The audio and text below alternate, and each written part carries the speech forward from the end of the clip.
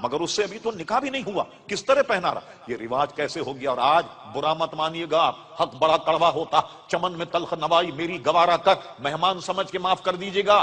آج تو ہمارے نوجوان ہار ڈالنے لگ گئے گلے میں، سونے کی زنجیر ڈالے ہوئے ہیں۔ اللہ اکبر! دیکھا یہاں چین پڑی ہوئی، یہاں چین پڑی ہوئی، اللہ، اسی لیے تو بے چینی، سب حرام ہے۔ یہ تو سونا استعمال مرد کے لیے تو جائز ہی نہیں کہ گلے میں سونا، اور جناب یہاں سونا، اور انگوٹھی بھی سونے کی، اور جناب ایک ایکسٹرا، جناب گھڑی تو گھڑی ایک ایکسٹرا، اور جناب ایک کڑا اور جناب زنجیر ڈال لی جاتی، یہ ساری چیزیں حرام۔ ایک صحابی اٹھ کر کے کہتا، یا امیر المومنین، آپ کو حضور کی حدیث یاد نہیں رہی کہ حضور نے فرمایا کہ میری امت پر سونا اور ریشم حرام، اور آپ نے سونا جو ہے وہ سراقہ کو پہنا دیا؟ کیوں نہیں بولا کوئی؟ سن یہ وجہ کیا ہے؟ وجہ اس کی یہ ہے کہ یہ مسئلہ سب جانتے تھے کہ اللہ کے کارخانے کے میرے آقا ایسے مالک ہیں، ارے جس کو چاہے حرام کر دیں، جس کو چاہے حلال کر دیں۔ وہ حضور علیہ السلام کی زبان، آپ کا دہن، یہ لوگ کہتے ہیں حضور بڑے قانون داں تھے۔ میں کہوں گا قانون داں نہیں، واقعی بہت اچھے قانون داں تھے، مگر قانون ساز ہیں۔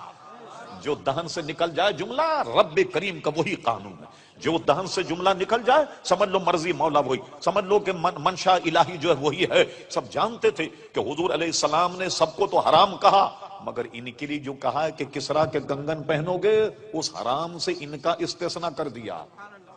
دیکھا آپ نے، اسی کو اعلیٰ حضرت امام اہل سنت کہتے ہیں، میں تو مالک ہی کہوں گا کہ ہو مالک کے حبیب، یعنی محبوب و محب میں نہیں میرا تیرا۔ آپ نے انداز لگایا مقام مصطفیٰ۔ چلیے ایک تو یہ مسئلہ تھا سونے کا۔ اب میں آپ سے پوچھتا ہوں، یہ بتائیے کہ جب حضور نے فرمایا سراقہ تیرے ہاتھ میں سونے کے کنگن پہنائے جائیں گے، مجھے جواب دیجئے، اگر ایران فتح نہ ہوتا کنگن کہاں سے آتا؟ قول رسول کا کیا بنتا؟ ایک بات۔ دوسری بات آپ یہ سمجھیے، اگر سراقہ کا انتقال ہو جاتا کس کے کنگن پہنائے جاتے؟ ذرا غور کیجیے، ہاں کس کے کنگن پہنائے جاتے؟ اللہ اللہ! معلوم ہوا کہ حضور نے یہ بھی ضمانت دے دی کہ کسرا فتح ہوگا، اور سراقہ کو کہا تیری موت نہیں آئے گی جب تک کہ تجھے کنگن نہ پہنا دیے جائیں۔ کہیں ایسا نہ ہو کہ تیرا انتقال ہو جائے تو لوگ کہیں گے حضور تو کہہ گئے تھے کہ تیرے ہاتھ میں سونے کے کنگن، اور تیرا انتقال ہو گیا، کسے کنگن پہنائے جائیں؟ قول رسول کی تکذیب ہو جاتی، مگر اللہ اللہ! رب کریم اپنے محبوب کی ہر بات کی لاج رکھتا۔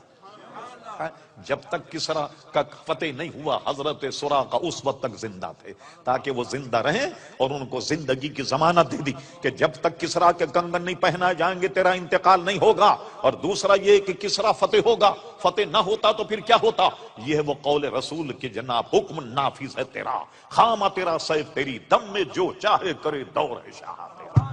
اس قسم کی میں کئی حدیثیں بیان کر دوں آپ کے سامنے، ایک حدیث بیان کرے۔ اب ہم آتے ہیں ذرا دیگر بزرگان دین کے واقعات۔ حج کا حکم آیا، دیکھیں میں بڑا اختصار کر رہا ہوں۔ حج کا حکم آتے فرمایا تم پر حج فرض کر دیا گیا۔ کسی نے یہ سوال کر لیا، لوگ عموماً فالتو سوال نہیں کیا کرتے، حضور سے نہ جانے دان سے کیا نکل جائے۔ کہا حضور کیا ہر سال کرنا پڑے گا؟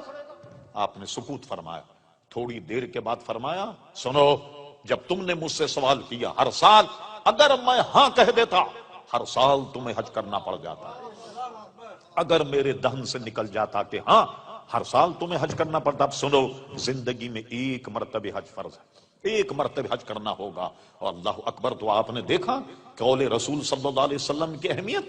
اب آئیے ذرا سا، یہ آپ نے سمجھ لو۔ اب آئیے صحیح ستہ میں حدیث فرما بعض خاصان خدا ایسے ان کے کپڑے وغیرہ بہت میلے کچیلے ہوتے ہیں، تم اپنے قریب نہیں ان کو پھٹکنے دو، مگر اللہ تعالیٰ کے ہاں ان کا مقام یہ ہے کہ کسی بات پر قسم کھا بیٹھیں، قسم خدا کی ایسا ہوگا، اللہ تعالیٰ ان کے قول کو پورا کرتا ہے۔ کسی مسئلے میں قسم کھا لیں کہ قسم خدا کہ ایسا ہوگا، اللہ تعالیٰ ان کے قول کی لاج رکھتا اور ان کی قسموں کی لاج رکھ کے واقعے کو ویسا بنا دیتا کہ جیسا کہ اس نے قسم کھائی۔ یہ حضور کے صدقے میں عزیزان گرامی، اولیاء کرام علیہم رضوان کا بھی عزیزان گرامی یہ مقام۔ اب آئیے دو ایک واقعے میں اور بتاتا ہوں۔ شیخ محقق شاہ عبدالحق محدثی دہلوی، جو بزرگوں کے دہن سے بات نکل جائے، غور کیجیے مضمون یہ ہمارا۔ شیخ محقق شاہ عبدالحق محدثی دہلوی رحمۃ اللہ تعالی اپنی کتاب اخبار الاخیار میں لکھا، آپ میں کوئی گجرات کے صاحب ہوں گے، احمد آباد میں مزار شاہ عالم رحمت اللہ تعالی علیہ، بہت مشہور مذہب. ان کی شہرت کی وجہ کیا ہے کہ وہ عالم دین تھے, اپنے علماء کو سبق پڑھاتے دور حدیث. ایک مرتبہ بیمار ہو گئے, طلبہ کا 8-10 دن کا نقصان ہو گیا, سبق نہیں پڑھا پایا اپنے تئیں. 8-10 دن کے بعد وہ ایک تخت پر بیٹھتے, اس تخت پر بیٹھے اور کفے افسوس کہ بہت برا ہوا, 8-10 دن میں بیمار رہا اور تمہیں سبق نہیں پڑھا سکا اور ناغہ ہو گیا سبق کا. ان کا نہیں صاحب, آپ تو روز ہمیں سبق پڑھاتے رہے. کہا روز سبق پڑھاتے رہے. کہا میں تو بیمار تھا, یہ معمہ بن گیا. سرکار ابد قرار پیارے مصطفیٰ ان کے خواب میں آئے, کہا شاہ عالم تیرے طلباء کا نقصان ہو رہا تھا, اس لیے 8-10 دن ہم نے سبق پڑھایا, ہم نے سبق پڑھایا. تو جس تخت پر وہ سبق پڑھایا گیا, بعد والوں نے اس تخت کو اٹھا لیا. اب اس کے بعد کوئی نہیں بیٹھ. اٹھانے کے بعد ایک درخت میں لٹکا دیا, جو آج بھی درخت میں لٹکا ہوا. اور مشہور یہ ہے گجرات میں, پورے ہندوستان میں, اس تخت کے نیچے کوئی آدمی اگر جائے تو پیارے مصطفیٰ کی جلوہ گری کی برکت سے اس کی دعا قبول ہو جاتی. لیجئے صاحب, شیخ محقق لکھتے ہیں, شاہ عالم رحمت اللہ جا رہے ہیں, یہ بات زبان پہ رہے, آپ کے ذہن میں رہے کہ قول رسول اور بزرگوں کے قول کا حضور کے صدقے میں کیا عمل. ایک جگہ جا رہے تھے تو اس کو لکھا کس نے؟ امام المحدثین امام الائمہ شاہ عبدالحق محدث دہلوی. یہ 200-400 برس پہلے کے نہیں, ان کے وصال کی تاریخ 1052 ہجری. اب اندازہ لگائیے 300 سال سے زیادہ عرصہ ہو گیا. اتنے پرانے محدث سارے ہندوستان میں سند حدیث کے لانے والے شیخ محقق شاہ عبدالحق محدث دہلوی رحمۃ اللہ علیہ, یہ جا رہے تھے. توجہ, ایک چیز سے ٹھوکر لگی, ایسے ٹھوکر لگی. جب ٹھوکر لگی تو فرمایا یہ کیا ہے؟ لکڑی ہے, لوہا ہے, پتھر ہے. یہ ان کے دھن سے نکلا. شیخ محقق کہتے ہیں ان کی زبان سے نکالنا تھا کہ جس سے ان کو ٹھوکر لگی, ادھر سے دیکھو تو لکڑی نظر آتا, ادھر سے دیکھو تو پتھر نظر آتا, ادھر سے دیکھو تو لوہا نظر آتا. لیجئے صاحب, تینوں خوبیاں اس میں پیدا ہو گئی. اللہ کے ولی کی دہن سے یہ نکلا کہ کیا ہے, لوہا ہے, لکڑی ہے, پتھر ہے. تو تینوں خوبیاں اس میں پیدا ہوں. کسی اینگل سے دیکھیے تو لکڑی نظر آتا, کسی اینگل سے دیکھیے تو آپ کو پتھر نظر آتا, کہیں سے دیکھیں تو لوہا نظر آتا. یہ اللہ کے بندے کے دہن سے جو بات نکل جائے, وہ عزیزان گرامی آپ نے غور کیا, جب ان کے غلاموں کا یہ حال ہے تو پیارے مصطفیٰ کا کیا حال ہوگا.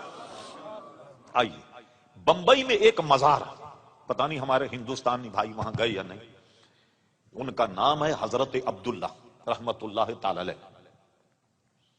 ان کا مزار بمبئی میں ہے. الحمدللہ بمبئی میں میں نے ان کے مزار پر حاضری دی. وہ بزرگ ہیں کہ بریلی شریف سے اعلی حضرت ان سے ملنے کے لیے آئے. ملنے کے لیے آئے تو میزبانی کے طور پر انہوں نے کہا, مولانا بڑی دور سے آئیں گے, کیا پیئیں گے؟ کافی پیئیں گے, سوڈا پیئیں گے, چائے پیئیں گے؟ اعلیٰ حضرت نے کہا, حضور یہ تینوں باتیں آپ کے دن سے نکلی تو تینوں ہی پلا دیں. جب آپ کے منہ سے نکلی ہے تو تینوں پلا دیں. اچھا, وہ بھی ایسے انٹرنیشنل بزرگ تھے, انہوں نے کیا کیا, کافی بنائی, چائے بنائی, سوڈا, تینوں کو ملا کر کے کپ میں دیا. کیونکہ کہا نا سوڈا, کافی اور چائے تینوں کو ملا کر کے کپ میں دے دیا. اور اعلیٰ حضرت بڑی عقیدت سے اس کو پی لیا. آپ سن کر حیران ہوں گے, آج بھی ان کے مزار پر لنگر یہی چلتا, چائے, کافی اور جناب سوڈا, یہ تینوں کو پلا کر کے گلاس میں دیا, دے کر گلاس دیا جاتا ہے کہ بھی اعلیٰ حضرت نے یہ کہا, لہذا جتنے زائرین مزار پر آنے والے وہ گویا یہی پئیں, سوڈا, کافی اور جناب چائے ملا کر کے چھوٹے چھوٹے کپوں میں یہ دی جاتی. تو آپ نے دیکھا جو بزرگوں کے دہن سے نکل جائے, اللہ اکبر, اللہ تبارک و تعالی اس میں کیسی برکت اور کیسا ایک دوسرے کا قدر کیا جاتا. اب آئیے, وقت کافی ہو چکا, ایک واقعہ اور سنا کر کچھ مختصر گفتگو. وہ یہ ہے کہ ایک اعلیٰ حضرت کے زمانے میں نواب تھے, ان کا نام تھا نواب امجد علی. وہ شکار کو گئے اور ہرن پر نشانہ باندھ کر جب گولی چلائی, جانے نشانہ خطا ہو گیا, کیا ہوا, گولی کسی اور کے لگ گئی اور آدمی مر گیا.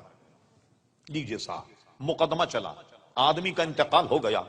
مقدمے میں برطانوی کوٹ اور کچہری تھی, ان کو سزائے موت سنا دی گئی. سزائے موت سنا دی, فلاں وقت فلاں دن اتنے وقت پر ان کو سزائے موت دی جائے گی. چلیے صاحب, سزائے موت انہوں نے سن لی, کال کوٹری منتقل کر دیے گئے, بلیک وارنٹ ان کو دکھا دیا گیا. اور اس کے بعد جب آخری ملاقات کرنے کے لوگ آئے تو وہ حسرت, لوگوں نے کہا کھسک گئی ہے نواب صاحب کی. بھئی آدمی تو صبح مرنا ہے اور ہنس رہا مسکرا رہا، اس کو پرواہ ہی نہیں مرنے کی۔ تو انہوں نے کہا کیا مسئلہ کیا ہے؟ ارے کہنے لگے مجھے تو ان کا باپ بھی پھانسی نہیں دے سکتا، تم بے فکر ہو، صبح میں آؤں گا ناشتہ کروں گا گھر آ کے۔ لوگ یہی سمجھے کہ کسک گئی ہے نواب صاحب، مرنے والے ہیں بھائی، انگریز برطانوی راج ہے، کسی کی سفارش نہیں کچھ نہیں، اور صبح ان کو پھانسی ہونے والی۔ مگر وہ بالکل اطمینان، چہرے پہ ان کے کوئی جھرری نہیں، کوئی جناب پریشانی کا عالم نہیں، اور کہہ رہے ہیں کہ تم صبح انتظام کرنا، میں ناشتہ گھر آ کر کے کروں گا۔ کسی کی بات سمجھ میں نہیں آئی۔ لیجیے جناب، آئی گئی رات گزر گئی، صبح جب ہوئی تو لوگ ان کی میت لینے کے لیے آئے، نواب صاحب زندہ باہر۔ ارے ان سے پوچھا کیا ہوا؟ نواب صاحب پھانسی پہ چڑھ گئے، پھندا گلے میں ڈل گیا۔ جب بھی نواب صاحب کہہ رہے ہیں تم مجھے پھانسی نہیں دے سکتے، نہیں دے سکتے پھانسی، جو پھانسی دینے والے وہ بھی پریشان تھے، کہ ایسے وقت آدمی کی کچھ ادھر ادھر ہو جاتا ہے دماغ، تو وہ بھی ترجمے بالکل عین وقت تھا بٹن دبانے کا، اچانک کسی نے دروازہ کھٹکھٹایا، اور دروازہ کھٹکھٹا کہا ملکہ وکٹوریا کی تاج پوشی کی خوشی میں آج جتنے بھی سزا موت پانے والے سب کو معاف کر دیا گیا، سب کو معاف کر دیا۔ اور وہ زندہ پھانسی کے پھندے سے اترے، اور جب لوگ ان کی میت لینے کے لیے آئے تو ان کو لے گئے، اور واقعی انہوں نے گھر جا کر کے ناشتہ کیا۔ کسی ان سے پوچھا کہ یہ یقین آپ کو کیسے تھا کہ مجھے پھانسی نہیں ہوگی؟ فرما بات اصل میں یہ ہے کہ 2 دن پہلے اعلی حضرت فاضل بریلوی میرے پیر و مرشد میرے خواب میں آئے اور مجھ سے کہا نواب امجد علی قسم خدا کی تجھے پھانسی نہیں ہوگی، نہیں ہوگی تجھے پھانسی۔ مجھے اپنے پیر و مرشد پر اتنا یقین تھا کہ یقیناً مجھے پھانسی نہیں ہوگی، اس لیے میں تم سے کہہ رہا تھا ناشتہ تیار رکھو اور میں گھر آن کر کے تمہارے ساتھ ناشتہ کروں۔ بالکل چند منٹ یا چند سیکنڈ کا فاصلہ، اور فوراً کسی نے کہا ملکہ وکٹوریا کی تاج پوشی کی خوشی میں آج کے پھانسی پانے والے جتنے لوگ ان سب کو رہائی مل گئی۔ تو یہ حضور کے صدقے میں رب کریم نے بزرگان دین کو بھی عزیزان گرامی یہ ثمر اور یہ پھل عطا فرمایا۔ بتائیے پھر یہ غلاموں کا یہ حال ہے تو ہمارے آقا و مولا پیارے مصطفیٰ کا کیا حال ہوگا؟ آپ سے میں نے عرض کر رہا حکم نافذ ہے تیرا، خامہ تیرا سیف تیری، دم میں جو چاہے کرے دور ہے شاہ تیرا، وما ينطق عن الهوى ان هو الا وحی یوحی۔ اس لیے فرماتے حکم نافذ ہے تیرا، خامہ تیرا سیف تیری، دم میں جو چاہے کرے دور ہے شاہ تیرا۔ وہ زبان جس کو سب کن کی کنجی کہیں، اس کی نافذ حکومت پہ لاکھوں سلام، وما علینا الا البلاغ۔